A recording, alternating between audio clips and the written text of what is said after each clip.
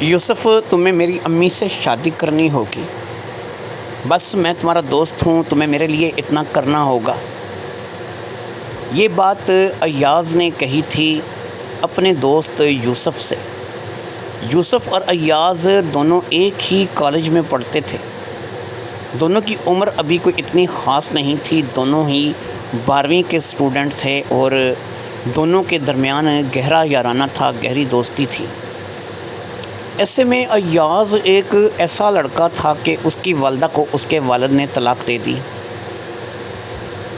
جب اس کی والدہ کو طلاق ہوئی تو شروع میں تو یہ بات کچھ اتنی خاص نہیں ہوئی، لیکن بعد میں اس کی والدہ کو ایک دفعہ پھر اس بات کا احساس ہوا کہ شوہر کے بغیر زندگی نہیں ہے۔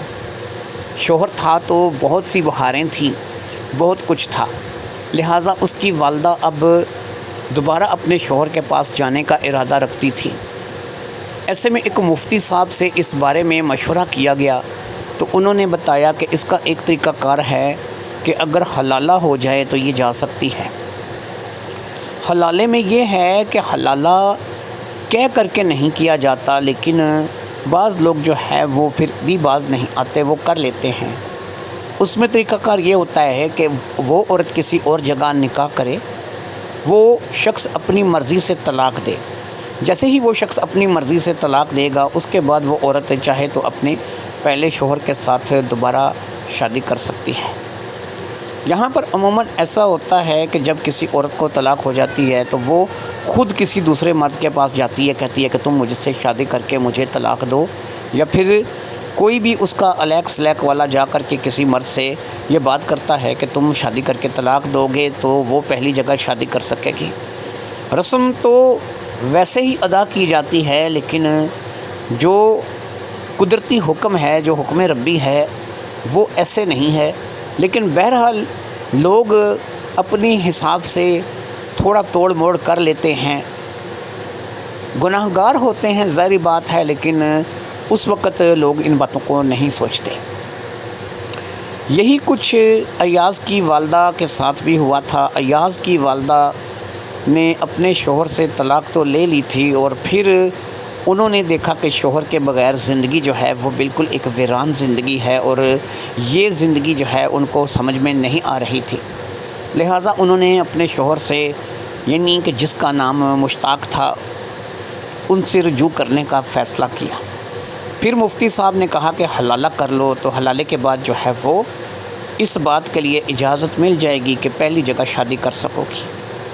اب سوال یہ پیدا ہوتا تھا کہ جہاں پر بھی جس شخص کے ساتھ بھی اس سلسلے میں بات کی تو اس نے اپنی اجارہ داری دکھائی۔ اس نے کہا کہ ٹھیک ہے بی بی، میں حلالے کے لیے تیار ہوں، شادی کر لوں گا، لیکن حلالے کی شرط یہی ہوتی ہے کہ اپنی مرضی سے طلاق دو۔ میرا من چاہے گا تو طلاق دے دوں گا، نہیں چاہے گا تو پھر نہیں دوں گا، ٹھیک ہے۔ تو اس طریقے سے لوگوں کی نیتوں میں فطور نظر آیا۔ جب لوگوں کی نیتوں میں فطور نظر آیا تو ایاز سے بات کی۔ ایاز ایک جوان بیٹا تھا اور اس کے پیچھے ایک بیٹی تھی جو کہ 10ویں کی طالبہ تھی۔ وہ 16-17 سال کی بچی تھی، اس کا نام زلیخا تھا، یعنی ایاز اور زلیخا دونوں بھائی بہن تھے۔ یوسف ایک ایسا لڑکا تھا کہ جس کے والدین نہیں تھے، وہ اس دنیا میں بالکل اکیلا تھا۔ وہ پارٹ ٹائم جاب کرتا تھا جس سے وہ اپنے خرچے اخراجات پورے کرتا تھا، لیکن وہ پڑھ بھی رہا تھا، ظاہری بات ہے کہ وہ کچھ بننا چاہتا تھا۔ جو جاب یوسف کرتا تھا اس سے اسے اتنا مل جاتا تھا کہ وہ آسانی کے ساتھ اپنا گزر بسر چلا لیتا تھا۔ ایسے میں ایاز کے ساتھ اس کی دوستی تھی، لیکن ایاز اور یوسف کے درمیان کبھی بھی پیسے کے معاملات کو لے کر کے کبھی کوئی بات چیت نہیں ہوئی تھی۔ وقت گزرتا رہا اور دونوں کی دوستی مزید گہری ہوتی چلی گئی، حتیٰ کہ یوسف ایاز کے گھر جانے لگا اور اس کی والدہ جن کا نام ثریا تھا، اس کے ساتھ بھی یوسف کی ملاقات ہونے لگی۔ یوسف نے کبھی خواب میں بھی نہیں سوچا تھا کہ اسے ثریا آنٹی سے کہ شادی کے لیے کبھی ایاز منائے گا کہ اس کے ساتھ شادی کر کے حلالہ کر دو تاکہ وہ اپنے پہلے شوہر کے پاس، مشتاق کے پاس واپس جا سکے۔ سچ پوچھیں تو یوسف جب سے ایاز کے گھر آنے جانے شروع ہوا تھا، وہ زلیخا کو دیکھ کر کے اس پہ مر مٹا تھا، وہ زلیخا کو پسند کرنے لگا تھا۔ اب اگر ایسا ہو جائے کہ وہ زلیخا کی ماں سے شادی کر لے حلالے کے لیے اور ثریا کے ساتھ یوسف کی شادی ہو جائے، تو زلیخا زندگی میں کبھی اسے نہیں مل سکے گی، کیونکہ وہ ہمیشہ ہمیشہ کے لیے اس کے لیے حرام ہو جائے گی۔ کیونکہ اگر وہ اس کی ماں کے ساتھ شادی کرتا ہے اور ان دونوں کے درمیان وہ واسطہ قائم ہو جاتا ہے کہ جو میاں بیوی کے لیے مخصوص ہے، تو اس کے بعد ظاہری بات ہے کہ زلیخا اس کی بیٹی کی حیثیت سے ہی پہچانی جائے گی، اور ساری زندگی چاہے وہ طلاق بھی دے دے، وہ اس کی بیٹی ہی مانی جائے گی کہ وہ اس کی ستیلی بیٹی تھی۔ ایسے میں کوئی شریعت، کوئی قانون، اللہ رسول کا حکم شادی کے لیے اجازت نہیں دیتا، اور ایسی شادی نہیں ہو سکتی۔ اب جب ایاز نے ثریا یعنی اپنی والدہ سے شادی کے لیے یوسف کو منانا شروع کیا، تو ایاز اس بات سے بے خبر ہے کہ اسے نہیں پتہ کہ زلیخا کو یوسف پسند کرتا ہے۔ اب اگر یوسف زلیخا کو پسند کرتا ہے تو ظاہری بات ہے وہ اس کی والدہ سے شادی نہیں کرے گا۔ لیکن یہاں پر مسئلے مسائل اور کھڑے ہو گئے دوستی کے واسطے، میرے لیے کر لو، یہ کر لو، وہ کر لو۔ کھل کر بیان بھی اب یوسف نہیں کر سکتا تھا، نہیں بتا سکتا تھا کہ بھئی میں تمہارے گھر جب سے آنے شروع ہوا ہوں تو میں نے جب سے زلیخا کو دیکھا ہے، میں تو زلیخا پر مر مٹا ہوں، مجھے تو زلیخا پسند ہے۔ ہاں اگر زلیخا کے رشتے کی بات کرتے تو آج چلو اس کی شادی کی عمر نہ صحیح، کوئی منگنی وغیرہ کرا دیتے 2-4 سال میں، جب وہ شادی کے قابل ہو جاتی، اس کی شادی کی عمر ہوتی تو ہم لوگ آپس میں شادی کر لیتے، تو یہ بات تو سمجھ میں آتی ہے۔ لیکن تم جو بات مجھے کہہ رہے ہو کہ میں آنٹی ثریا سے شادی کر لوں، یہ بات سمجھ نہیں آتی۔ یہ وہ بات تھی کہ جو یوسف چاہتے ہوئے بھی ایاز کے ساتھ نہیں کر سکتا تھا۔ دونوں دوستوں کے درمیان اس بات پر طویل بحث چھڑ گئی تھی۔ ایاز یوسف کو اس بات پہ قائل کر رہا تھا کہ وہ یوسف ایاز کی امی سے شادی کر کے اسے طلاق دے، اور طلاق کے بعد جو ہے وہ ایاز کی امی دوبارہ مشتاق سے یعنی کہ اپنے پہلے شوہر سے شادی کرے۔ یوسف یہی کہہ رہا تھا کہ ایاز یہ ممکن نہیں ہے، میں آنٹی کو کبھی بھی اس نگاہ سے نہیں دیکھتا، اور سچ پوچھو تو تمہاری ماں ہے تو میں بھی ماں ہی کی جگہ سمجھتا ہوں۔ ایاز نے ایک ہی بات کہی کہ ماں ہونے میں اور ماں سمجھنے میں بڑا فرق ہے۔ ماں وہی ہوتی ہے کہ جو تمہاری حقیقی ماں ہے، جس نے تمہیں پالا، پوسا، جنم دیا۔ اس کے علاوہ دنیا بھر کی عورتیں سمجھنے کی حد تک ماں ہو سکتی ہیں، لیکن ہوتی نہیں ہیں۔ کیوں؟ کہ اگر وہ حرمت کا رشتہ نہیں ہے تو تم اس کے ساتھ شادی کر سکتے ہو۔ اسی لیے دوست کی ماں کے ساتھ شادی کرنا، دوست کی بہن کے ساتھ شادی کرنا، دوست کی خالہ پھپھو کے ساتھ شادی کرنا، اس میں کوئی معیوب بات نہیں ہے۔ اس بات کی شریعت ہمیں مکمل اجازت دیتی ہے، اور تم شادی کرنا چاہو، صرف تم حامی بھرو کہ تم نے شادی کرنی ہے تو شادی ہو جاتی ہے، اس میں کوئی معیوب بات نہیں ہے۔ پھر یہ ہے کہ ہم نے دنیا داروں کا ٹھیکہ تھوڑی لے رکھا ہے، یہ جو بھی ہے ہمارا اپنا معاملہ ہے، گھر کے اندر کی بات ہے، گھر کے اندر رہے گی۔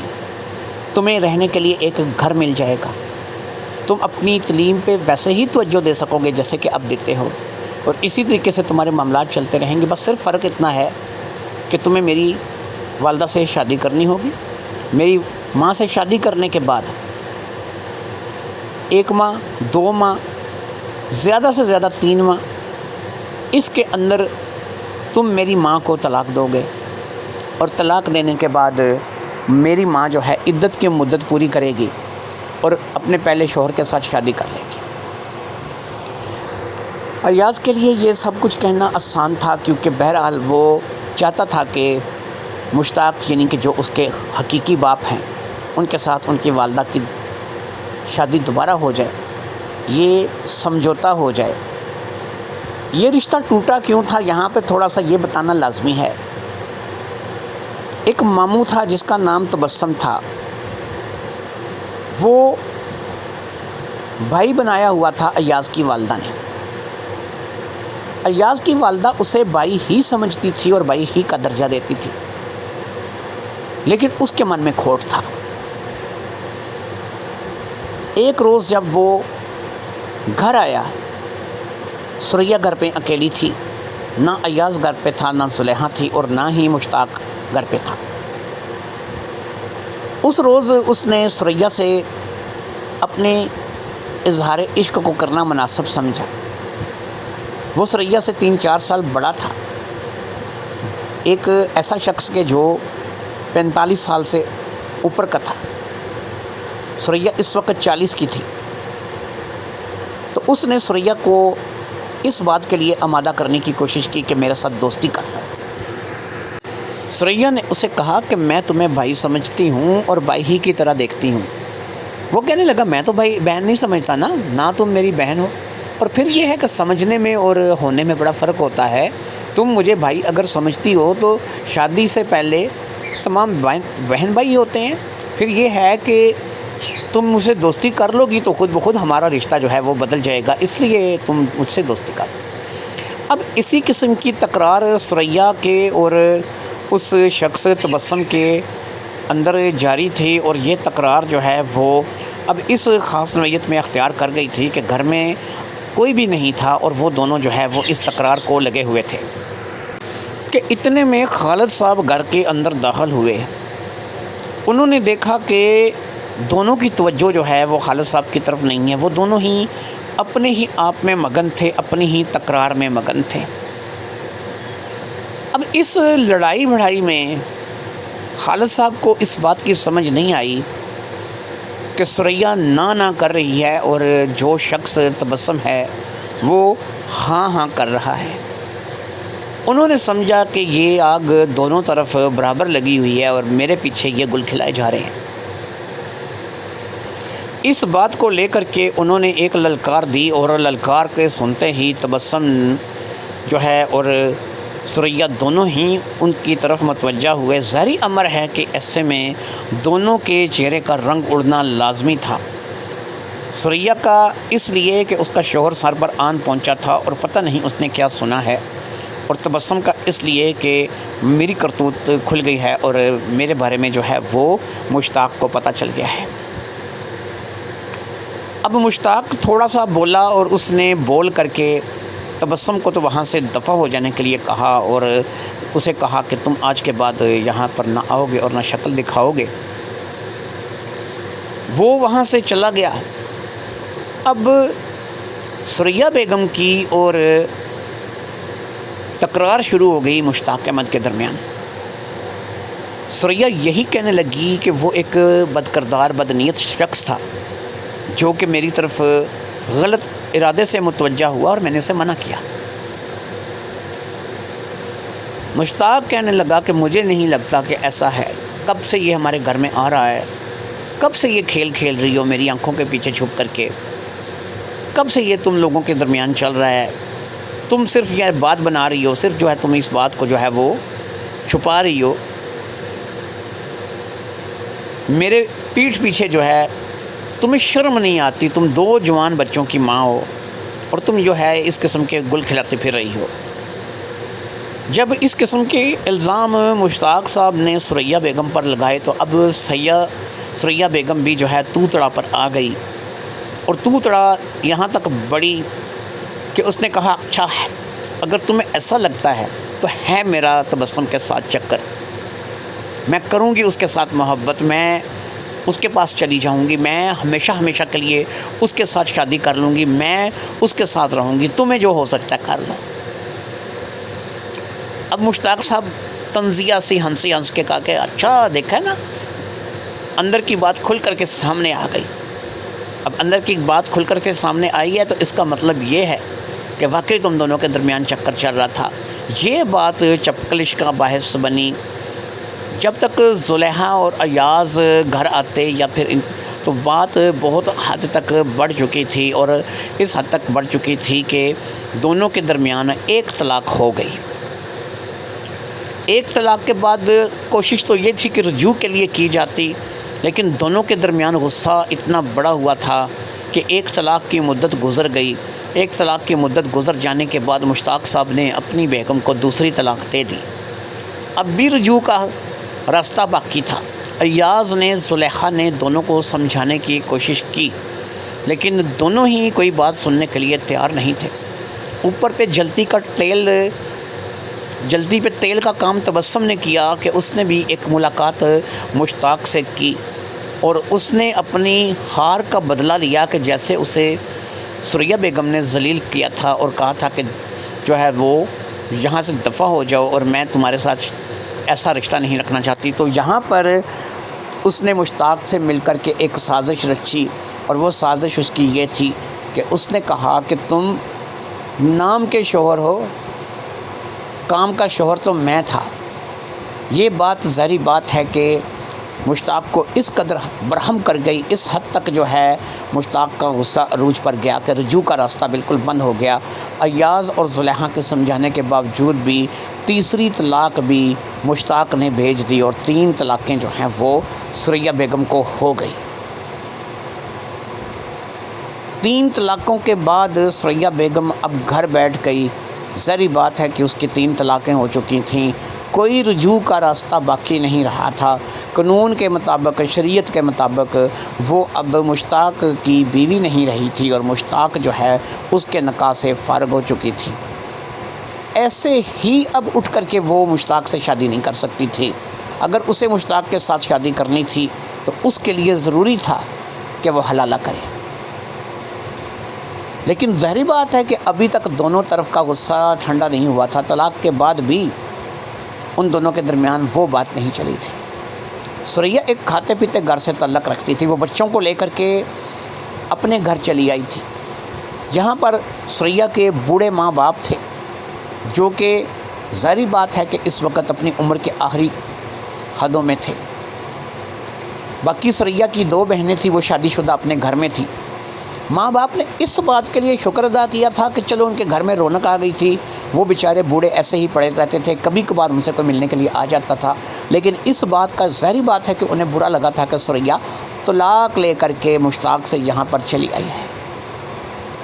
ویسے تو دونوں گھروں میں زیادہ فرق نہیں تھا۔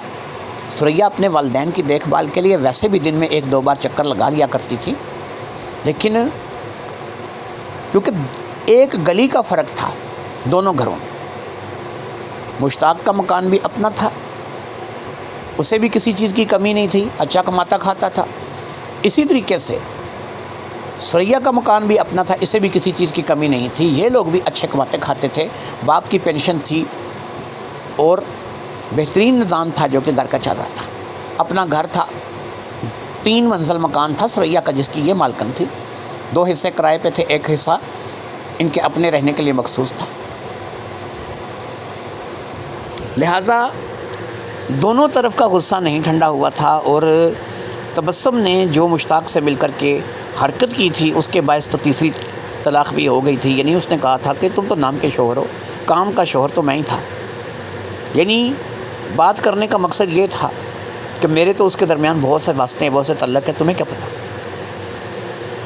یہ جلتی پہ تیل کا کام کر گیا تھا، اور اس نے دونوں گھروں کی زندگی کو اجاڑ کر کے برباد کر کے رکھ دیا تھا، اور دونوں گھروں کی زندگی جو ہے وہ برباد ہو گئی تھی۔ 6 ماہ گزر گئے، اور پھر 6 ماہ کا عرصہ کچھ اس طریقے سے تھا کہ ایاز اور زلیخا کبھی والد کے پاس، کبھی والدہ کے پاس، کبھی ادھر کبھی ادھر، بس اسی طریقے سے معاملہ چلتا رہا۔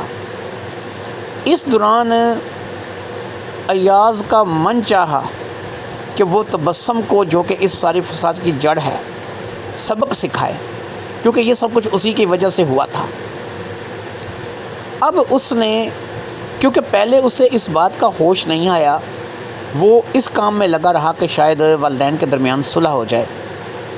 اب جب اس نے ٹھنڈے دماغ سے اس بات پہ غور کیا تو اسے پتہ لگا کہ اس ساری فساد کی جڑ جو ہے وہ تبسم ہے۔ اس نے 4 لوگ کالج سے اکٹھے کیے، 4 دوست گلی محلے سے اکٹھے کیے۔ جوان آدمی ہے، جوان آدمی کے دوست بہت ہوتے ہیں، بس ایک آواز دینے کی دیر ہوتی ہے، مجمع لگ جاتا ہے۔ ان لوگوں نے ایک روز راستے میں تبسم کو گھیر لیا، گھیر ایسی جگہ لیا جہاں پر زیادہ لوگ آتے جاتے نہیں تھے۔ اب ان کے پاس ہاکی اور ڈنڈے دیکھ کر کے تبسم کی ہوا گل ہو گئی۔ 4 ڈنڈے 4 ہاکیاں پڑنے کے بعد، جو کہ احتیاط سے ماری گئی تھی کہ یہ بندہ فارغ ہی نہ ہو جائے، وہاں پر اس کی ایک ویڈیو بنائی گئی جہاں پر اس نے ہاتھ جوڑ کر کے معافی مانگی اور وہ بات بتائی کہ جو ثریا نے اس سے سچ میں کی تھی۔ وہ ثریا کے اوپر غلط نیت لگا کر کے بیٹھا ہوا تھا، لیکن ثریا ایک گھریلو خاتون تھی، اس نے جو ہے اس بات کے لیے ہمیشہ انکار کیا تھا، اور اس روز پہلی بار وہ کھل کے سامنے آیا تھا اور اس نے ثریا کو یہ بات کہی تھی، اور ثریا نے اس بات کے لیے انکار کیا تھا۔ اس نے اس کے والد کو یہ بات کیوں بتائی، اس کے والد کو یہ مل کر کے ایسا کیوں کہا کہ تم تو نام کے شوہر ہو، تاکہ ان دونوں کے رشتے میں اور خرابی پیدا ہو۔ لہٰذا یہ ویڈیو بنا لی گئی تھی، اور یہ ویڈیو جب مشتاق حسین کو دکھائی گئی، مشتاق حسین نے اس ویڈیو کو دیکھا اور اسے پہلی بار یہ احساس ہوا کہ اسے ثریا پہ اعتبار کرنا چاہیے تھا۔ میاں بیوی کا رشتہ جو ہے وہ اعتبار پر چلتا ہے، اور اسے اپنی بیوی پر اعتبار کرنا چاہیے تھا۔ اب جب اس نے دیکھا کہ یہ غلطی ہو چکی ہے اور میں 3 طلاق دے چکا ہوں، اس نے بھی چند لوگوں سے پوچھا، رابطہ کیا، تو اس کو جواب یہی ملا کہ حلالہ، بغیر حلالے کے اب یہ کام بن نہیں سکتا۔ اس نے اپنے کچھ الیک سلیک والے لوگوں سے بات کی، لیکن بات وہی ہے کہ ہر شخص جو ہے وہ اپنی جگہ سیانہ تھا، اور اسے ایسا لگا کہ ان لوگوں کی نیت میں فطور ہے۔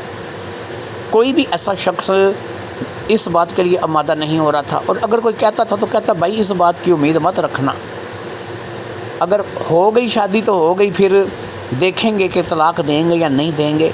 اب ظاہری بات ہے کہ مشتاق حسین ایسا رسک نہیں لے سکتا تھا۔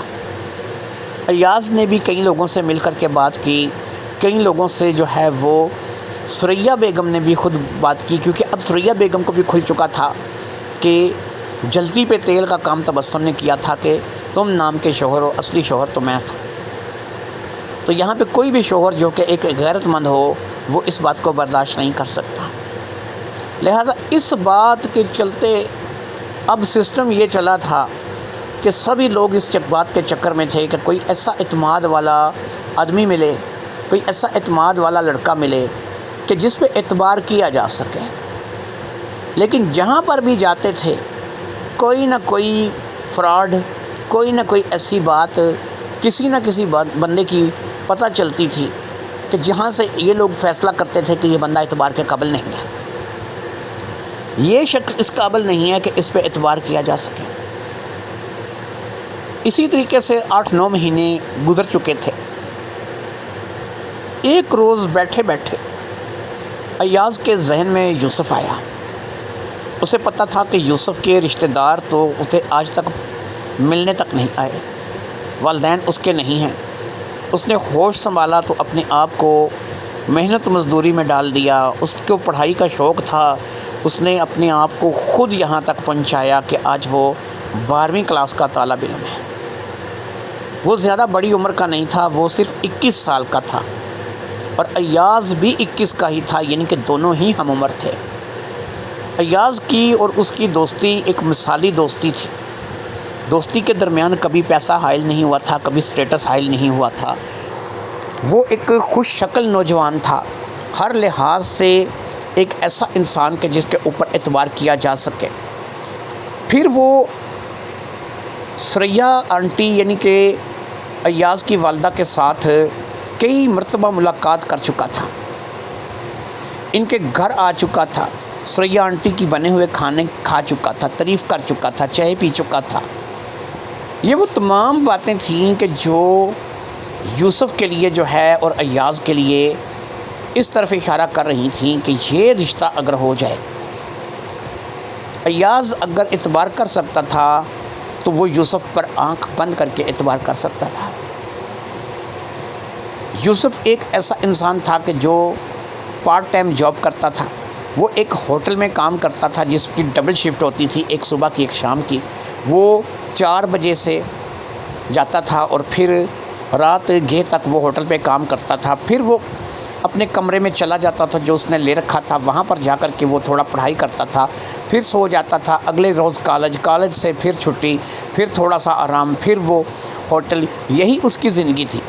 وہ اچھی سیلری لے رہا تھا جس میں وہ اپنے کالج کا نظام بھی چلا رہا تھا اور اپنے دیگر معاملات کو بھی مکمل کر رہا تھا، لیکن وہ ایک ایسا اعتبار کے قابل شخص تھا کہ جس کے ساتھ آسانی سے ثریا آنٹی کی شادی کروائی جا سکتی تھی، اور شادی کے 1 یا 2 ماہ بعد وہ آسانی سے ان کو طلاق دے کر کے اپنے کام میں مگن ہو جاتا۔ اب ایاز اسے اس بات پر آمادہ کر رہا تھا، لیکن وہ اس بات پہ آمادہ ہونے کے لیے تیار نہیں تھا، کیونکہ اسے اپنے ہاتھ سے زلیخا جاتی ہوئی نظر آ رہی تھی۔ اسے یہ بھی نہیں پتا تھا کہ مستقبل میں بھی زلیخا اسے کبھی مل پائے گی یا نہیں، کیونکہ اسے اس بات کا پتہ تھا کہ وہ ایک ایسے گھر سے تعلق رکھتا ہے، ایک ایسے اسٹیٹس سے تعلق رکھتا ہے کہ زلیخا کے اور اس کے درمیان میں بڑا فرق ہے۔ وہ ایک کرائے کے مکان میں ایک کمرے میں رہنے والا، نہ اس کا کوئی سامان، نہ کوئی فرنیچر، نہ کوئی گھر، بس وہ اپنے آپ کو پڑھا رہا تھا اس امید پر کہ کبھی نہ کبھی اس کی قسمت کھلے گی، کبھی نہ کبھی وہ اچھا کسی عہدے پہ پہنچے گا، کبھی نہ کبھی وہ کچھ کمائے گا، کبھی نہ کبھی وہ بہتر ہوگا۔ لہٰذا اسے پتہ نہیں تھا کہ زلیخا اسے مستقبل میں بھی جب وہ بڑا ہو جائے گا ملے گی یا نہیں ملے گی، لیکن اس صورت میں امید ہی ختم ہو جائے گی۔ یہ نہیں کہ دنیا زلیخا پر ختم ہو جاتی تھی، زلیخا جیسی ہزاروں لاکھوں لڑکیاں جو ہیں وہ اس شہر میں گھومتی پھر رہی تھیں۔ کل کو انسان کی پسند بدل جاتی ہے، انسان کسی اور لڑکی کو پسند کرنے لگتا ہے، کوئی اور لڑکی انسان کی زندگی میں آ جاتی ہے، انسان کسی اور طرف متوجہ ہو جاتا ہے، لیکن اس وقت یہ پہلا عشق ہے، یہ وہ پہلا عشق ہے کہ جو ابھی تک یک طرفہ بھی ہو سکتا تھا، کیونکہ زلیخا کی طرف سے کوئی حوصلہ افزائی بھی نہیں تھی۔ ایسا نہیں کہ زلیخا بھی اس محبت میں مبتلا تھی، ہاں یہ ہے کہ وہ بھائی کا دوست سمجھ کے ملتی اچھے طریقے سے تھی، وہ یوسف کو بھی بھائی کہتی تھی، آؤ بھائی اندر آ جاؤ، بیٹھو ادھر بیٹھو، میں چائے بنا کے لاتی ہوں، میں ایاز کو بیچتی ہوں، یہی معاملات تھے۔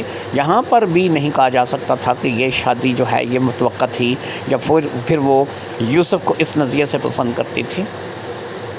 ایاز نے زلیخا سے بھی باقاعدہ اس بارے میں بات کی تھی کہ یوسف سے اگر میں بات کروں کہ وہ امی سے شادی کر کے امی کو طلاق دے دے، رسم پوری کر دے، تو اس کے بعد جو ہے وہ امی دوبارہ ابو کے ساتھ شادی کر سکیں گی۔ تو جب زلیخا کے ساتھ اس نے یہ بات کی تھی تو زلیخا نے اس بات کو اپریشیٹ کیا تھا کہ ہاں اگر یوسف جیسا بندہ اس بات کے لیے مان جائے تو یہ بہترین ہو سکتا ہے۔ اس کا مطلب یہ تھا کہ اس کے دل میں ککھ بھی نہیں تھا یوسف کے لیے۔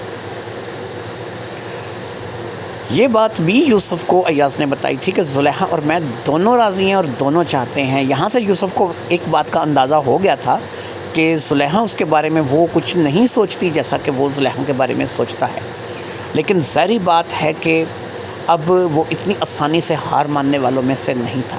ادھر دوستی کے واسطے یہ وہ سب کچھ اس کے ساتھ چل رہا تھا، لیکن اب اسے سمجھ نہیں آ رہی تھی کہ وہ کیا کرے کیا نہ کرے۔ وہ تو تھالی کا بینگن تھا جس کا کوئی ٹھکانہ نہیں تھا، یعنی کبھی وہ لڑک کر ادھر چلا جاتا تھا اور کبھی وہ لڑک کر ادھر چلا جاتا تھا۔ اگر بات صرف ایک عورت کے جسم کی حد تک ہوتی تو شاید وہ ایک لمحے میں ہاں کرتا، کہتا کہ ٹھیک ہے مجھے منظور ہے، چلو مجھے جو ہے وہ کچھ نہ کچھ تو حاصل ہو رہا ہے۔ لیکن ظاہری بات ہے کہ اس کی نہ تو نیت ثریا آنٹی کے لیے بری تھی اور نہ ہی اس نے کبھی ایسا سوچا تھا۔ وہ ثریا آنٹی کو واقعی اپنی آنٹی یا پھر ماں کی جگہ ہی سمجھتا تھا۔ دوست کی ماں بھی ماں ہی ہوتی ہے، کوئی اور شخص ایسا تھا نہیں کہ جس پہ ایاز اعتبار کرتا۔ لہٰذا اس روز ایاز گھر واپس آ گیا تھا اور لمبی سوچیں جو تھی وہ یوسف کے لیے چھوڑ کر کے آ گیا تھا۔ گھر واپس آیا تو اس نے زلیخا کے ساتھ بیٹھ کر کے بات کی اور اس نے زلیخا کو یہ کہا کہ دیکھو ایسا ہے کہ مجھے امید ہے کہ وہ بہت جلد مان جائے گا، جیسے ہی وہ مان جائے گا انشاءاللہ اللہ نے چاہا تو یہ شادی ہم دونوں مل کے کروائیں گے اور پھر سے ایک دفعہ ہماری امی کا گھر جو ہے وہ بس جائے گا۔ یہ بات ایاز اور زلیخا نے ابھی تک ثریا بیگم سے نہیں کی تھی کہ یوسف کے ساتھ آپ کا حلالہ کرانا ہے، یا یوسف جو ہے ہم نے اس کام کے لیے یوسف کو جو ہے وہ چنا ہے اور یوسف جو ہے وہ یہ کام کرے گا۔ یوسف ادھر اپنی سوچوں میں مگن تھا، وہ اپنے کمرے میں لیٹا تھا جہاں پر وہ رہ رہا تھا۔ اسے اس بات کا احساس ہو چکا تھا کہ زلیخا اس کے ساتھ محبت نہیں کرتی۔ اگر زلیخا اس کے ساتھ محبت کرتی تو ضرور اس کے بارے میں وہ جب ایاز کے ساتھ بات چیت کر رہی تھی تو وہ سوچتی کہ نہیں، وہ تو میری پسند ہے یا وہ مجھے پسند کرتا ہے، میں کیسے اپنی امی کی شادی اس سے کروا سکتی ہوں؟ کل کو اگر اس نے مجھ سے شادی کرنی ہوئی تو وہ کیا کرے گا؟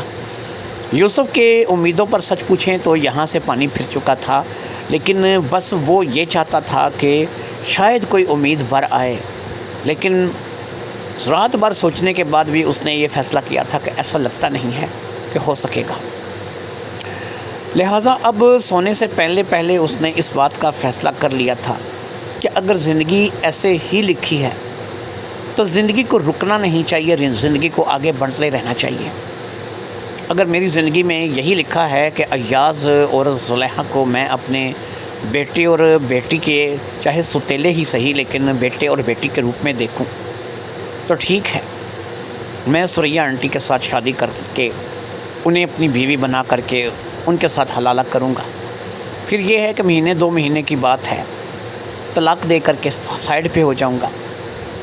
میری عزت بھی ان لوگوں کی نظر میں ویسی کی ویسی ہی رہے گی۔ ظاہری بات ہے کہ یہ سب کچھ یہ خود کروا رہے ہیں، اور دوسرا یہ ہے کہ ظاہری بات ہے کہ میں جب ان کو طلاق دے کر کے سائڈ پہ ہو جاؤں گا، میں اپنی زندگی میں مگن ہو جاؤں گا، اور چھوڑ یوسف، زلیخا تیرے کام کی نہیں ہے، وہ نہیں ملے گی۔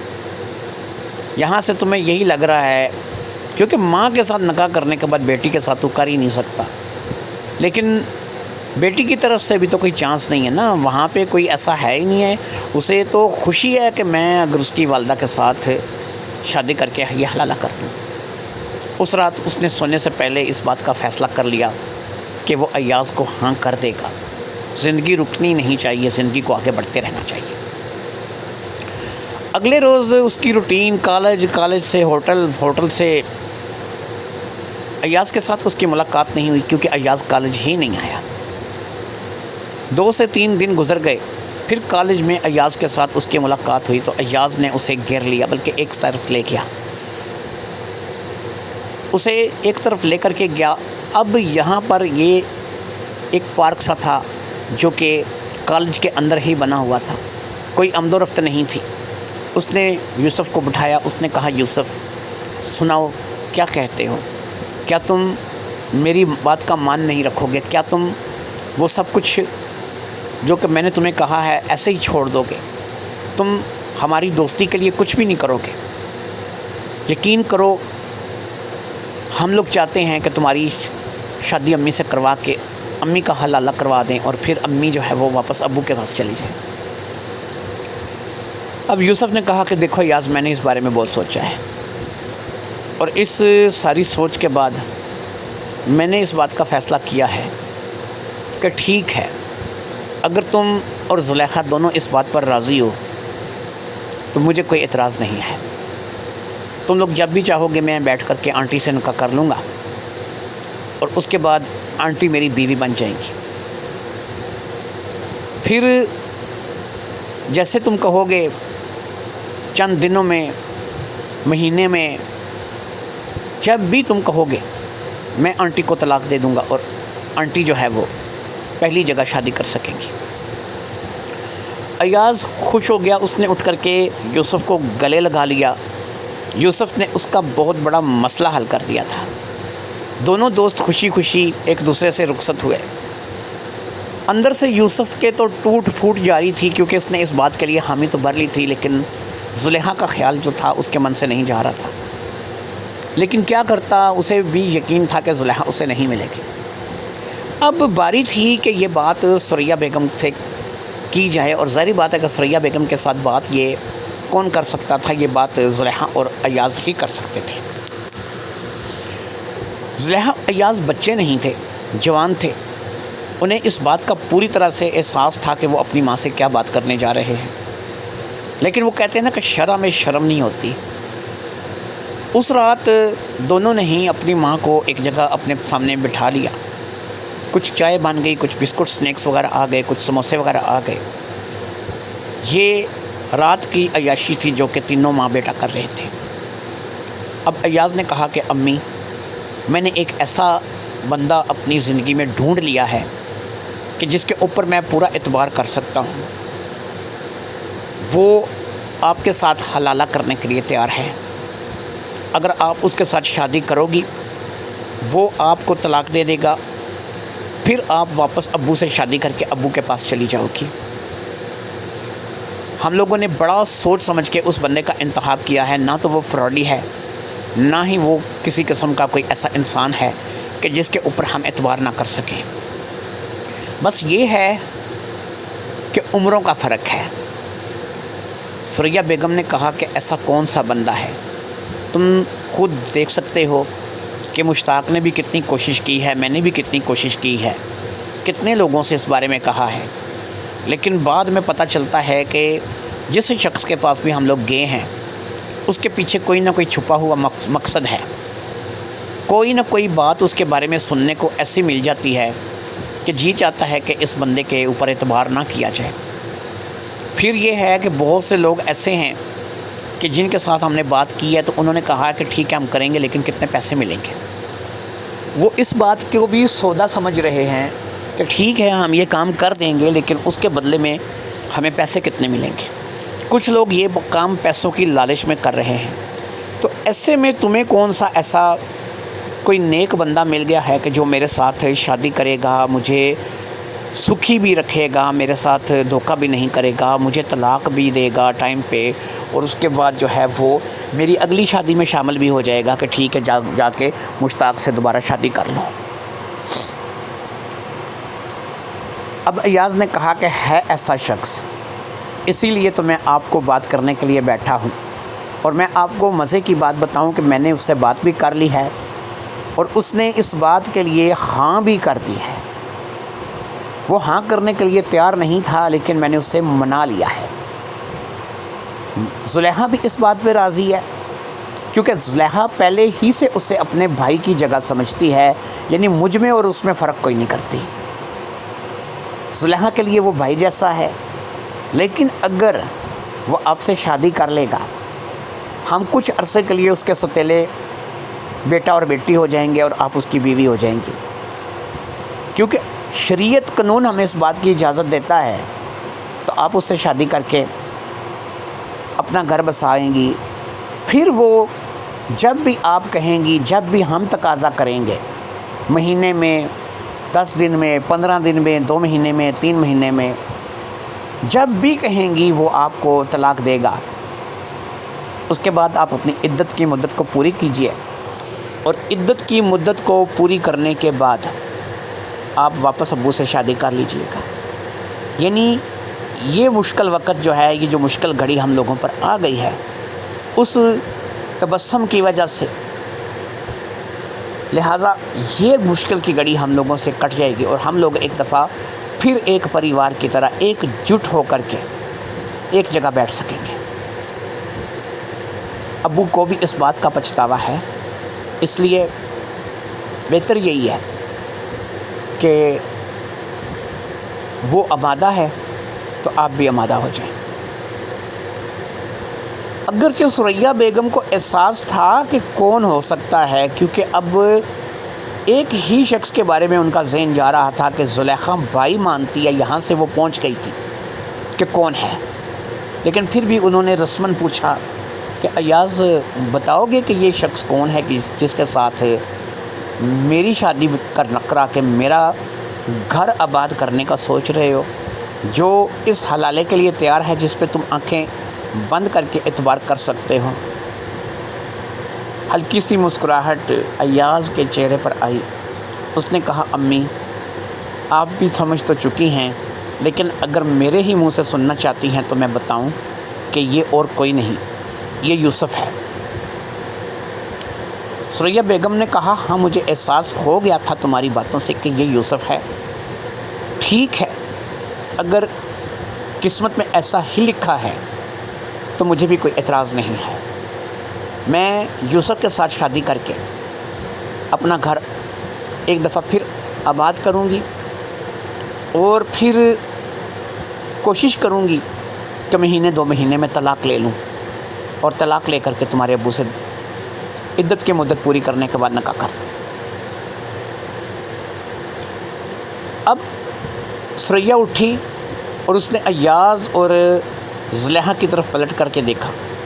اس نے کہا ایک بات، تم بچے نہیں ہو، ماشاءاللہ سے تم 17 کی ہو اور تم 21 کے ہو، جانتے ہو نا کہ حلالہ کیا ہوتا ہے؟ صرف شادی کرنا مقصد نہیں ہوتا۔ جس شخص کے ساتھ میری شادی ہوگی میرے اور اس کے درمیان میاں بیوی جیسا تعلق ہوگا، چاہے وہ 1 مہینے کے لیے ہو، 10 دن کے لیے ہو، 2-3 مہینے کے لیے ہو یا ساری زندگی کے لیے ہو۔ ایاز اور زلیخا نے کہا ہاں ہمیں اس بات کا پتہ ہے، اس کے بغیر حلالہ ہوتا ہی نہیں ہے۔ ثریا بیگم نے کہا بس ٹھیک ہے، اگر تم لوگ جانتے ہو، ویسے تو مجھے پتہ ہے کہ تم لوگ جانتے ہو، پڑھے لکھے ہو، سیانے ہو، لیکن پھر بھی میں نے تم لوگوں کو اس لیے بتا دیا کہ کل کو ان باتوں کو لے کر کے تم کوئی واویلا کھڑا نہ کرو، تمہیں اس بات کا اعتراض نہ ہو، کیونکہ وہ نکاح کے بعد میرے لیے میرے شوہر کی حیثیت پہ ہوگا، چاہے وہ تمہاری ہی عمر کا کیوں نہیں، لیکن وہ میرا شوہر ہوگا، وہ میرے ساتھ میرے ہی کمرے میں رہے گا اور اسے ہر اس چیز کا حق حاصل ہوگا جو کہ میرے شوہر کو ہوگا۔ پھر جب وہ مجھے طلاق دے گا، میں اس کے نکاح سے فارغ ہو جاؤں گی تو میرا اس کے ساتھ سارا تعلق ختم ہو جائے گا اور ایک دفعہ پھر وہ میرے لیے صرف یوسف رہ جائے گا۔ شاید پھر میں اسے کبھی زندگی میں بیٹا وغیرہ تو نہ سمجھوں گی، نہ بیٹا کہوں گی، اور نہ ہی میں اسے بیٹے کی نگاہ سے دیکھوں گی، کیونکہ وہ بہرحال میرا شوہر رہ چکا ہوگا۔ ہاں میں اسے اپنا سابقہ شوہر کہہ کے مخاطب کر سکتی ہوں، لیکن بیٹا کہہ کے مخاطب کرنا میرے لیے بھی جو ہے اس وقت اچھا نہیں ہوگا۔ ایاز اور زلیخا نے کہا کہ ٹھیک ہے امی، ہم ان باتوں کو سمجھتے ہیں، جانتے ہیں اور ہمیں ان ساری باتوں کا پتہ ہے، اس لیے آپ بے فکر ہو جائیں، جو بھی ہے جیسا ہے ہمیں منظور ہے، ہمیں یہ ساری باتیں جو ہے پہلے سے سن بھی لی ہیں، سوچ بھی لی ہیں، سمجھ بھی لی ہیں۔ ثریا بیگم یہ کہہ کر کے اپنے کمرے کی طرف بڑھ گئی کہ ٹھیک ہے، اب یوسف سے پوچھ لو جب بھی اس کے پاس ٹائم ہو، یہ نکاح جلدی سے جلدی ہو جانا چاہیے، کیونکہ اگر یہ نکاح جلدی ہوگا تو طلاق بھی پھر اسی حساب سے جلدی ہوگی اور پھر عدت کی مدت بھی پوری کرنی ہے اور بہت سے مسائل ہیں کہ جن کا ابھی سامنا کرنا پڑے گا۔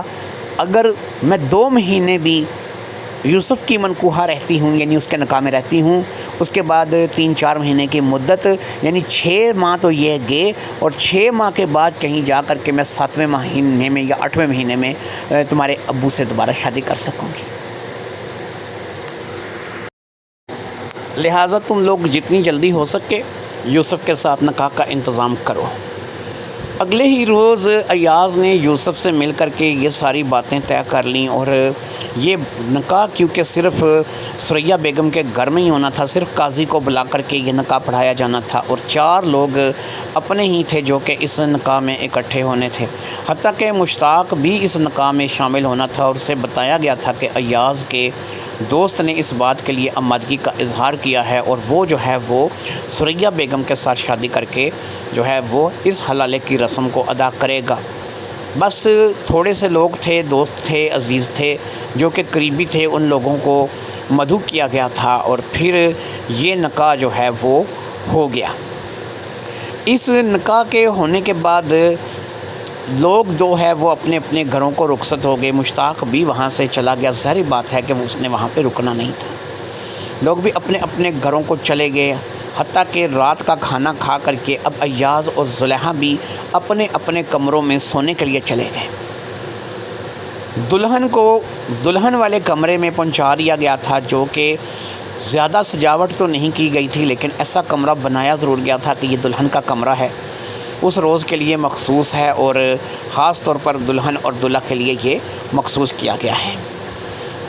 یوسف کو بھی سارے کاموں سے فرصت مل چکی تھی، سب لوگ اسے مل ملا کے چلے گئے تھے، اور اب یوسف کو ایاز اور زلیخا نے، جو کہ اپنے اپنے کمرے میں جا چکے تھے، یہ بتا دیا تھا کہ یہ لوگوں کے رخصت ہو جانے کے بعد تم نے وہاں اس کمرے میں جانا ہے، اور وہیں پہ امی جو ہیں وہ دلہن بنی تمہارا انتظار کر رہی ہوں گی۔ لہٰذا یوسف اس کمرے میں داخل ہوا، اس نے رسم کے مطابق سے کنڈی لگائی جیسا کہ اس کو سمجھ تھی. اسے پتہ تھا کہ شادی کیا ہوتی ہے. بچہ نہیں تھا، وہ کالج میں پڑھنے والا ایک ہونہار طالب علم تھا. 21 سال کا ایک ایسا لڑکا تھا کہ جسے ہر چیز کی سمجھ تھی. کنڈی لگا کر کے اب وہ اس بیڈ پر آ کر کے بیٹھ گیا جہاں پر ثریا بیگم دلہن بنی بیٹھی ہوئی تھی. اس نے باقاعدہ جو ہے گھونگھٹ اٹھایا اور رسماً جو ہے اس نے ایک انگوٹھی جو کہ آرٹیفیشل تھی، کیونکہ ظاہری بات ہے سونے کی انگوٹھی کی اوقات اس کی نہیں تھی، اس نے وہ ثریا بیگم کی انگلی میں پہنا دی. یہ آرٹیفیشل انگوٹھی بھی بہت اچھی تھی، دکھنے میں بڑی پیاری تھی. وہ اس نے ثریا بیگم کی انگلی میں پہنا دی اور اس کے بعد پھر بات وہی آ جاتی ہے کہ بتی بجھ گئی. اسی طریقے سے دن رات چلنے لگے. یوسف اپنے آپ کو زلیخا کے سوچ سے ہٹا چکا تھا.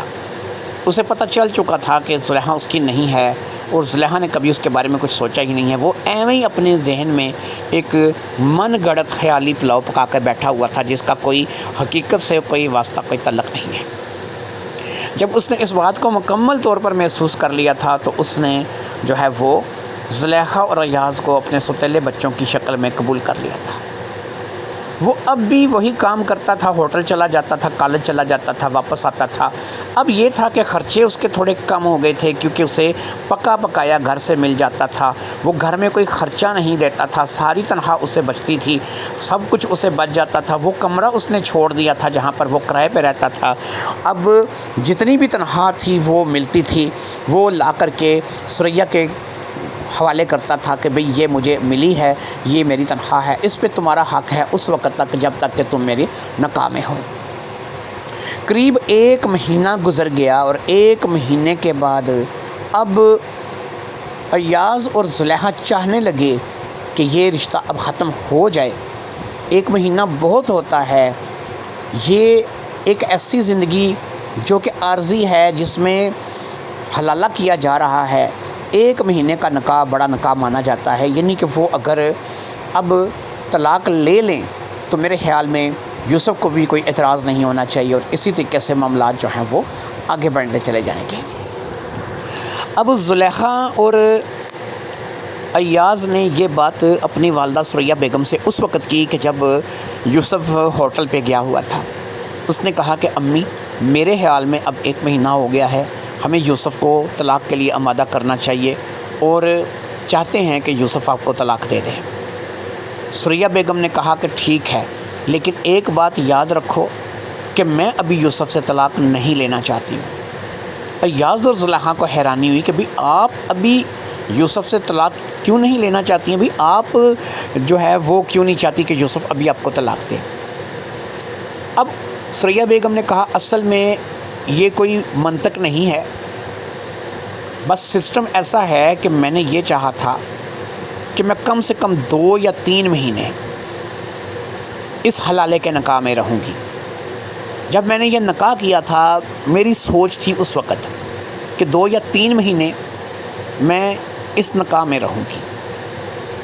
ابھی 1 مہینہ ہوا ہے، یا تو 2 مہینے پورے کرنے دو یا 3 مہینے پورے کرنے دو، اس کے بعد ہی میں یوسف سے طلاق لوں گی. اور ظاہری بات ہے کہ یوسف جب بھی ہم کہیں گے طلاق دے دے گا. ایاز اور زلیخا اس بات کے لیے تھوڑے حیران ضرور تھے کہ ان کی ماں ابھی طلاق کیوں نہیں لینا چاہ رہی ہے، لیکن بہرحال وہ خاموش ہو گئے. انہوں نے کہا کہ ٹھیک ہے امی، جیسے آپ کہیں گی 2 مہینے یا 3 مہینے جیسے آپ کہیں گی ہم لوگ ویسے کر لیں گے. لیکن تھوڑا سے حیران ضرور ہیں ہم کہ آپ چاہیں تو اب بھی طلاق لے سکتی ہیں، طلاق لینے میں مسئلہ کیا ہے. لیکن ثریا بیگم نے یہی کہا کہ ابھی نا پتہ نہیں، ایک اندر کی آواز ہوتی ہے، ایک چھٹی حص کہہ سکتے ہو، عورت کے اندر کا ایک سمجھ لو کہ ایسا نظام کوئی کہ جس میں کوئی قدرت کی طرف سے اشارہ ہے کہ ابھی طلاق نہ لو، اس لیے میں 2 مہینے یا 3 مہینے پورے کر کے طلاق لوں گی. زلیخا اور ایاز نے کہا ٹھیک ہے، ہمیں کیا اعتراض ہو سکتا ہے، ہمیں یوسف سے بھی کوئی اعتراض نہیں اور آپ سے بھی نہیں ہے. یوسف پہلے بھی ہمارے لیے ویسا ہی تھا اور آج بھی ویسا ہی ہے. دن گزرنے لگے، وقت گزرنے لگا. ثریا بیگم یوسف ثریا بیگم کے ساتھ اپنا وقت گزارتے تھے، اپنی زندگی گزار رہے تھے۔ اصل بات جو ایک ماں اپنے بچوں کو نہیں بتا سکتی تھی، نہ ایاز کو بتا سکتی تھی، نہ زلیخا کو بتا سکتی تھی، نہ اسے سمجھا سکتی تھی، نہ ان دونوں کو اس بارے میں کچھ کہہ سکتی تھی، کیونکہ ظاہری بات ہے کہ ہر انسان کی اپنی ایک زندگی ہے۔ بھلے ہی وہ مشتاق کے ساتھ ایک اچھی زندگی گزار کر کے آئی تھی، لیکن مشتاق 2 بچوں کا باپ تھا، دونوں بچے جوان ہو چکے تھے، اس میں وہ دم ہم نہیں رہا تھا کہ جو ثریا بیگم جیسی عورتیں مانگتی ہیں، جنہیں ظاہری بات ہے کہ آپ کی بیوی ہے، آپ نے اسے جو ہے اپنے نکاح میں رکھا ہوا ہے، تو اس کے سارے حقوق کے ساتھ ساتھ اس کے ساتھ باقی معاملات بھی جو ہیں وہ آپ کے اچھے ہونے چاہیے۔ تو اب وقت کے ساتھ ساتھ کیونکہ مشتاق کی عمر جو ہے وہ 50 کے قریب لگی ہوئی تھی، ثریا بیگم ابھی صرف 40 سال کی تھی، ایسے میں مشتاق میں وہ دم ہم نہیں رہا تھا، وہ بہت جلدی تھک جاتا تھا، اس کو سانس کے ایشو تھے اور بہت سے ایسے معاملات تھے۔ یوسف ایک نوجوان لڑکا تھا، 21 سال کا تھا، نیا خون تھا، نیا جوش تھا، کوئی اتنا زیادہ فکر فاقہ نہیں تھا، قد کاٹھی اچھی تھی، جسم اچھا تھا، کسرت کرتا تھا، ایکسرسائز کرتا تھا، اپنے آپ کو فٹ رکھتا تھا۔ یہ وہ تمام چیزیں تھیں کہ جو ایک پرفیکٹ مرد کے لیے، ایک صحت مند مرد کے لیے کافی تھی۔ اب یہ جو 1 مہینہ ثریا بیگم نے یوسف کے ساتھ گزارا تھا،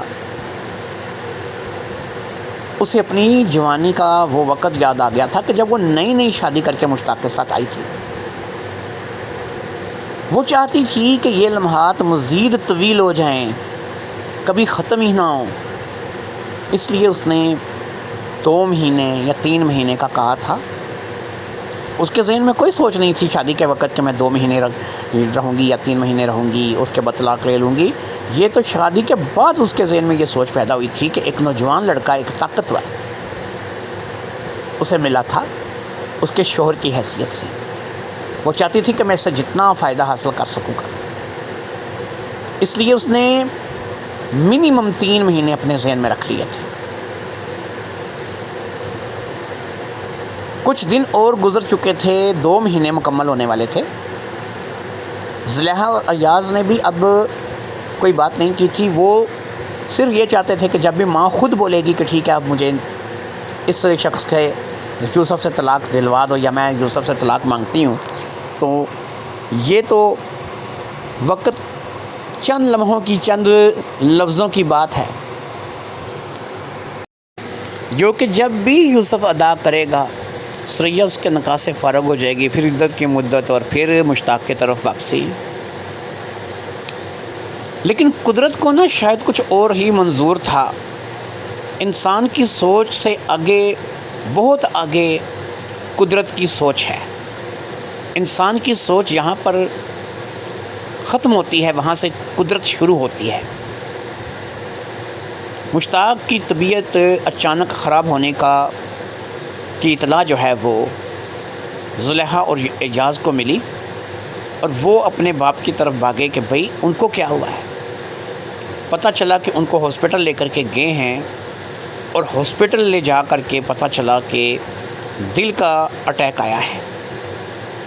اس دل کے اٹیک کے چلتے انہیں 10 سے 15 دن ہاسپٹل میں رہنا تھا، اور ظاہری بات ہے کہ ایاز اور زلیخا بیٹا اور بیٹی ہونے کے ناطے اس وقت باپ کو بچوں کی ضرورت تھی، لہٰذا وہاں پر انہوں نے اپنے باپ کی توجہ، بیماری کے اوپر اپنی توجہ جو ہے وہ مرکوز کر دی کہ میرے باپ کی بیماری ٹھیک ہو۔ 10 سے 15 دن کے بعد وہ گھر تو واپس آ گئے، لیکن ظاہری بات ہے کہ بیماری کے نسبت واقعی کافی کمزور ہو چکے تھے۔ اس کمزوری کے چلتے اب ایاز اور زلیخا نے یہی فیصلہ کیا کہ ہم زیادہ وقت جو ہے وہ باپ والے گھر میں گزارا کریں گے، اور امی والے گھر میں کبھی کبھی چکر لگا لیا کریں گے۔ اسی طریقے سے وہ چلتے رہے، اسی طریقے سے ان کے معاملات چلتے رہے، اور پھر 3 مہینے کا وقت گزر گیا۔ اب 3 مہینے گزرنے کے بعد بھی ایاز اور زلیخا کو تھوڑا اچنبھا ہوا کہ یار امی اب یوسف سے طلاق کا مطالبہ کیوں نہیں کر رہی ہیں، امی نے ابھی تک یوسف سے طلاق کیوں نہیں لی، لہٰذا امی سے بات کرنی چاہیے، انہیں یاد دلانا چاہیے کہ اب تو 3 ماہ گزر چکے ہیں۔ اب جب 3 ماہ گزر چکے تھے تو ایک دفعہ پھر ایاز اور زلیخا نے ماں سے بات کی تو اس نے کہا کہ تمہیں اپنے ابو کی حالت کا پتہ نہیں ہے کہ وہ بیماری کے بعد کس قدر کمزور ہو چکے ہیں، تو میں کہتی ہوں کہ وہ مکمل طور پر صحت یاب ہو جائیں، چلنے پھرنے کے صحیح قابل ہو جائیں، دوبارہ سے اپنے کاروبار کو سنبھال لیں، تو پھر جو ہے وہ میں یوسف سے طلاق کا مطالبہ کروں گی۔ اب ایاز اور زلیخا نے کہا کہ دیکھیں امی، اگر آج یوسف آپ کو طلاق دیتا ہے تو آج ہی شادی تو آپ نے ابو سے نہیں کرنی ہے، 4 مہینے کم از کم آپ کو لگ جائیں گے اپنی عدت وغیرہ کے چکر میں بھی، اور پھر اس وقت تک تو ابو چلنے پھرنے کے قابل ہو جائیں گے اور وہ اس قابل ہو جائیں گے کہ آپ ان کے ساتھ دوبارہ شادی کر سکیں گی، اس لیے بہتر یہی ہے کہ آپ آج کل میں ہی یوسف سے طلاق کا مطالبہ کر دیں۔ اب ایاز اور زلیخا کو کون سمجھائے کہ ماں کن چکروں میں تھی، ظاہری بات ہے کہ جو اس کے من میں چل رہا تھا اس کو سمجھنے کی صلاحیت شاید ابھی نہ تو زلیخا کے اندر تھی اور نہ ہی ایاز کے اندر تھی، وہ تو بس یہی چاہ رہے تھے کہ یہ ایک رسم تھی جو کہ پوری ہونی ہے اور اس رسم کے بعد امی نے طلاق جو ہے وہ یوسف سے لے لینی ہے۔ لیکن ثریا بیگم کسی نہ کسی منطق کوئی نہ کوئی بہانہ بنا کر کے ٹالتی چلی گئی اور بات 4تھے مہینے تک جا پہنچی، یعنی 1 مہینہ اس نے کسی نہ کسی طریقے ٹال مٹول سے کام لے کر کے چلا ہی لیا تھا۔ اب 4 مہینے گزر جانے کے بعد زلیخا اور ایاز کو یوں لگنے لگا کہ جیسے امی نہیں چاہتی کہ یوسف طلاق دے، انہوں نے طلاق کا مطالبہ نہیں کیا۔ وہ جانتی تھی کہ یوسف بالکل بے قصور ہے کیونکہ وہ بیچارہ تو اپنی اسی روٹین کے ساتھ تھا، وہ تو شاید خود حیران تھا، حتیٰ کہ اس نے خود ایک دفعہ ایاز سے اس بارے میں بات کی تھی کہ ایاز 4 مہینے ہو گئے ہیں اور اب جو ہے وہ ثریا کب مجھ سے طلاق مانگے گی، ظاہری بات ہے وہ آنٹی نہیں کہہ سکتا تھا، اس نے کہا ثریا کب مجھ سے طلاق مانگے گی، کب میں طلاق دوں گا، کب یہ سلسلہ ختم ہوگا۔ اس بات کو ایاز نے بھی اسے یہی کہا تھا کہ بھائی مجھے خود نہیں اس بات کا پتہ چل رہا، ہم جب بھی امی سے بات کرتے ہیں وہ کوئی نہ کوئی بہانہ بنا کے ٹال دیتی ہیں، کوئی نہ کوئی ایسی بات کرتی ہیں کہ جس کی وجہ سے ہمیں خاموش ہونا پڑتا ہے، پتہ نہیں امی کے من میں کیا چل رہا ہے، لیکن بہرحال جو بھی ہے نا یہ اچھا نہیں چل رہا ہے اور ہونا یہ چاہیے کہ یہ طلاق جتنی جلدی ہو سکے ہو جائے۔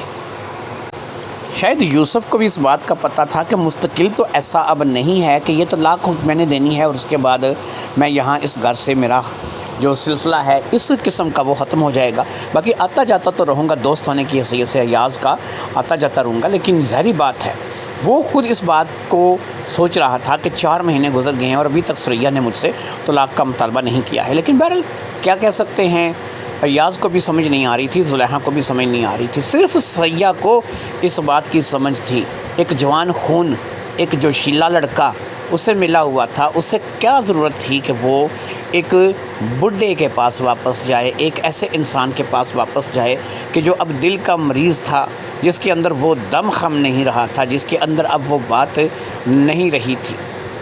لیکن ظاہری بات ہے کہ ثریا بیگم یہ باتیں بچوں کے سامنے تو نہیں کر سکتی تھی، نہ بچوں کو ان باتوں میں وہ اپنا رازدار بنا سکتی تھی، نہ بچوں کو سمجھا سکتی تھی کہ بھئی بیٹا ایسا ہے کہ یہ کچھ چل رہا ہے میرے من کی تو ظاہری بات ہے کوئی نہیں جان رہا تھا۔ پھر شاید کوئی قدرت کو منظوری ایسی تھی، کوئی ایسا ہی معاملہ تھا، ایک اور بار دل کا دورہ مشتاق کو آ گیا، اور اب کی بار جب دل کا دورہ پڑا تو اس وقت نہ تو زلیخا گھر میں تھی اور نہ ہی ایاز گھر میں تھا، گرتے پڑتے کسی طریقے سے موبائل تک پہنچا اور اس نے ایاز کا نمبر جو کہ اوپر ہی تھا ڈائل کر دیا۔ ایاز نے فوری طور پر کال اٹینڈ کی اور اس نے باپ کی آواز سنی، وہ درد کے مارے جو ہے بول بھی نہیں پا رہا تھا، لیکن ایاز کے لیے یہ اشارہ کافی تھا کہ باپ کو تکلیف ہے۔ وہ فوری طور پر وہاں پہنچا اور وہاں سے ایمبولینس سے اس نے ایک ہاسپٹل منتقل کیا گیا۔ وہ مستقل ایک دل کا مریض بن چکا تھا، اسے دل کی پرابلم کا شکار تھا۔ ہاسپٹل لے کر جایا گیا تو ڈاکٹروں نے کہا کہ لانے میں کافی دیر ہوئی ہے، لیکن کوشش کریں گے کہ جان بچائیں، کیونکہ اس وقت وہ زندگی اور موت کے بیچ میں ہے، سمجھ نہیں آ رہی کہ اس کی زندگی ہوگی یا موت ہوگی، لیکن کوشش کرتے ہیں۔ آپریشن تھیٹر میں لے جایا گیا اور پھر آپریشن تھیٹر میں 4 گھنٹے کے طویل آپریشن کے بعد اب زلیخا پہنچ چکی تھی، ظاہری بات ہے اس کا باپ تھا، ثریا بھی پہنچ چکی تھی کہ اسے بھی پتہ چلا تھا کہ مشتاق کا آپریشن ہو رہا ہے، یوسف بھی آیا تھا، ظاہری بات ہے کہ وہ بھی اب اس فیملی کا حصہ تھا۔ 4 گھنٹے کے طویل آپریشن کے بعد ڈاکٹر آپریشن تھیٹر سے باہر نکلا اور پھر اس نے آ کر کے ایاز کو، زلیخا کو، دونوں کا ہاتھ پکڑ لیا۔ وہ بھی ان کا جاننے والا ڈاکٹر تھا، ایک ایسا ڈاکٹر تھا کہ جو ان دونوں بچوں کو اچھی طریقے سے جانتا تھا، وہ مشتاق کو بھی بڑے اچھے طریقے سے جانتا تھا، لہٰذا اس نے آ کر کے ایک ہی بات کہی، اس نے کہا زلیخا، ایاز بیٹا ابو نہیں رہے،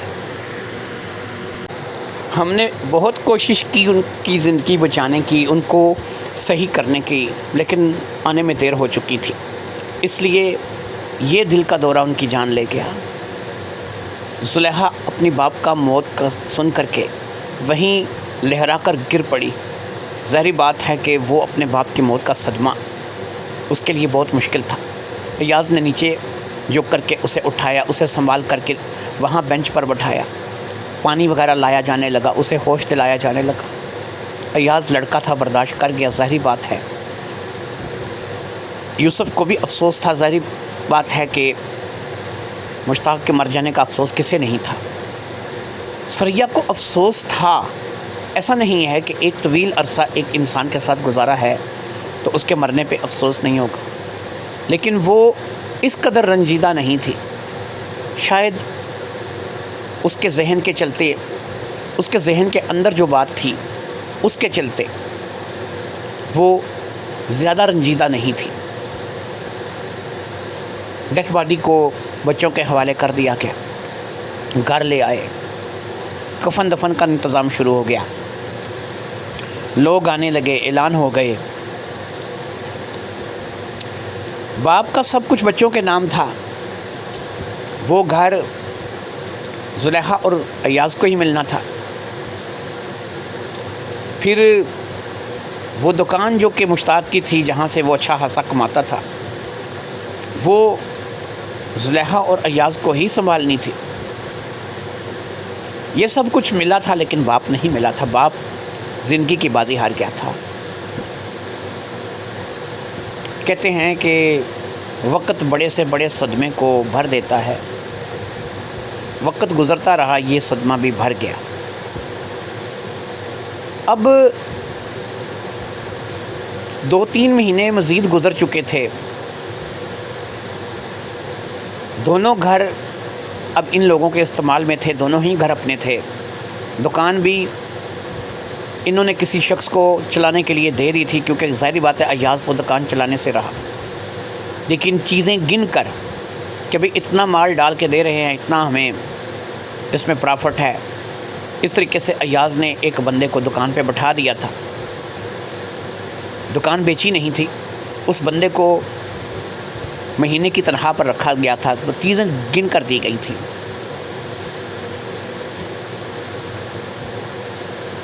1 مہینے کے بعد ایاز کو احساس ہوا کہ جو گن کر دیا گیا تھا اس میں سے کچھ بے ایمانی ہوئی ہے،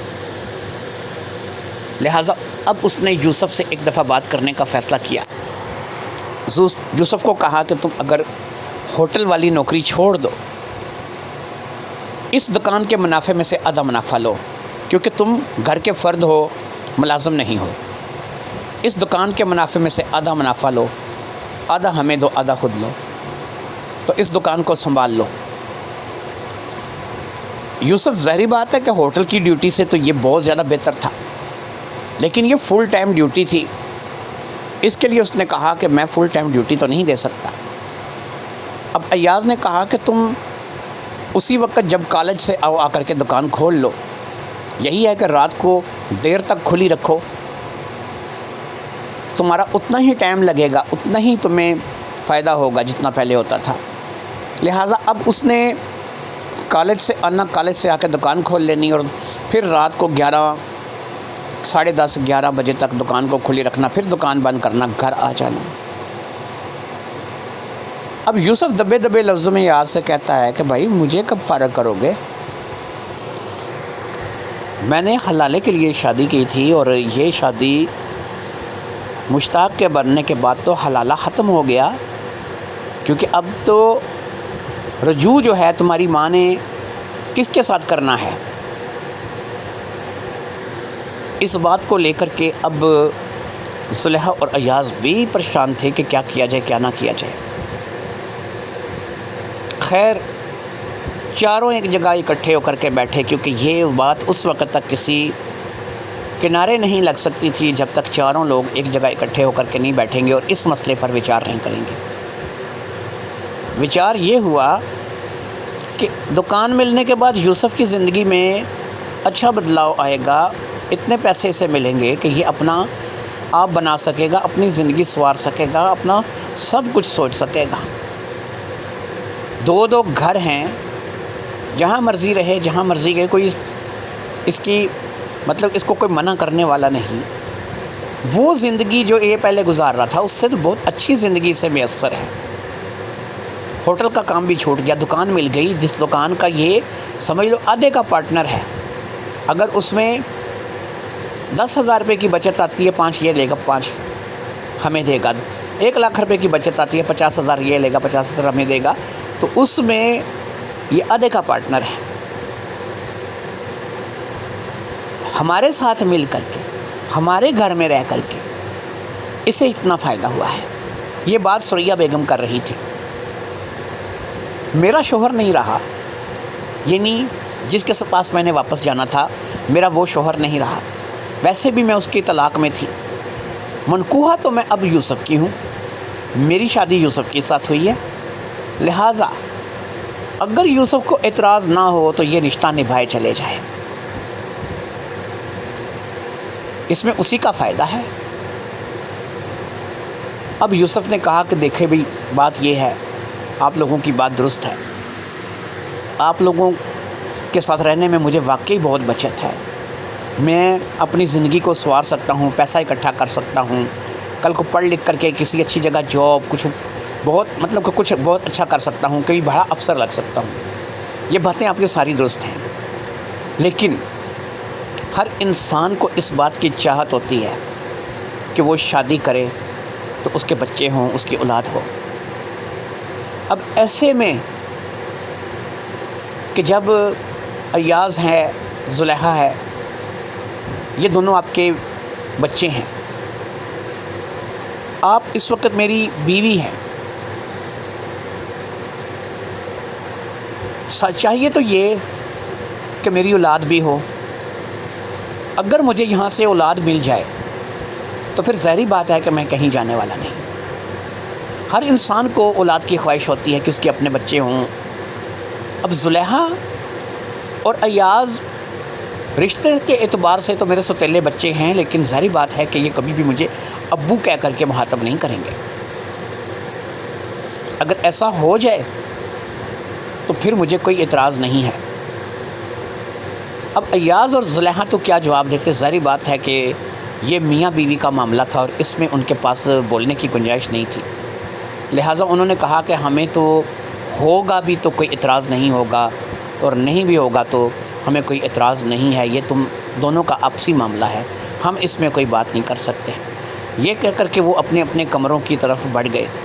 اب یوسف نے ثریا کا ہاتھ اپنے ہاتھ میں پکڑ لیا، اس نے کہا کہ مجھے بتاؤ، کیا 40 سال کی عورت مجھے ایک 21 سال کے نوجوان کو اولاد دے سکتی ہے؟ ثریا کہنے لگی میرے بس میں تو نہیں ہے، لیکن کوشش کروں گی کہ میں تمہیں اس بات میں مایوس نہ کروں۔ یوسف نے کہا چلو ٹھیک ہے، اگر مجھے اولاد ملی، مجھے ابو کہنے والا میرا بچہ کہیں سے بھی کیسے بھی تمہارے ذریعے سے کسی بھی ذریعے سے آیا، میں ساری زندگی یہاں رہوں گا، تمہیں ہی اپنی بیوی مانوں گا اور ایسے ہی زندگی گزار دوں گا۔ وقت گزرا، اب طلاق کا مطالبہ ختم ہو چکا تھا۔ ایاز اور زلیخا بھی سمجھ چکے تھے کہ ماں نہیں چاہتی کہ طلاق ہو۔ یوسف سے ان کو کوئی گلہ شکوہ نہیں تھا، وہ ایک ایماندار آدمی تھا اور اپنی تعلیم اور تربیت پر توجہ کر رہا تھا۔ پھر کچھ عرصہ گزر جانے کے بعد ثریا بیگم نے یہ خوشخبری بھی یوسف کو سنا دی کہ وہ باپ بننے والا ہے۔ زلیخا اور ایاز کو بھی اس بات کا پتہ چل گیا تھا، لہٰذا انہوں نے بھی کچھ برا نہیں مانا۔ وہ پہلے ہی کہہ چکے تھے کہ اگر ہوگا تو تب بھی کوئی اعتراض نہیں، اور اگر نہیں ہوگا تو تب بھی کوئی اعتراض نہیں۔ لہٰذا بچے کی پیدائش پر یہ پریوار مکمل ہو گیا۔ یوسف کی بھی بیوی تھی، بچہ تھا، گھر بار تھا، اچھی آمدنی تھی۔ ایاز اور زلیخا کو بھی کوئی اعتراض نہیں تھا۔ اس طریقے سے یہ پریوار ایک دفعہ پھر پورا ہو چکا تھا۔ دو گھر تھے جو کہ ان کے پاس تھے، دکان تھی ان کے پاس تھی، کسی چیز کی کمی نہیں تھی۔ اپنی زندگی میں خوش تھے، خوشی سے اپنی زندگی جی رہے تھے۔ دوستو، یہ کہانی اپنے انجام کو پہنچی۔ میں تمام دوستوں سے گزارش کروں گا کہ فضا وائس کارنر میرا ایک اور سٹوری چینل ہے، اسے آپ زیادہ سے زیادہ سبسکرائب کریں، لائک، کمنٹ اور شیئر کریں تاکہ ہم جلدی سے جلدی آگے بڑھ سکیں، اور انشاءاللہ تعالی اسی طریقے کی معاشرتی جگ بیتی کہانیاں آپ کو سناتے رہیں گے۔ اللہ حافظ، السلام علیکم۔